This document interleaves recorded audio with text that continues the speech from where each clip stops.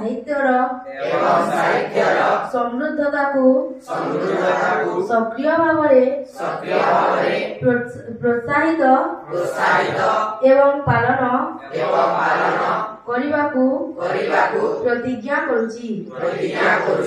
ଦୈନନ୍ଦିନ ଜୀବନରେ ନିଜ ମାତୃଭାଷା ବ୍ୟବହାର କରି ମୁଁ ଅନ୍ୟମାନଙ୍କୁ ମୋର ଭାଷା ସହ ପରିଚିତ କରାଇବି।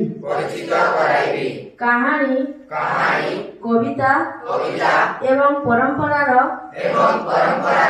ଆଦାନ ପ୍ରଦାନ ମାଧ୍ୟମରେ ମୁଁ ଆମ ରାଜ୍ୟ ତଥା ରାଜ୍ୟ ବାହାରେ ଓଡ଼ିଆ ଭାଷା ସାହିତ୍ୟର ପ୍ରସାର ଏବଂ ପ୍ରଚାରରେ ସହଯୋଗ କରିବି।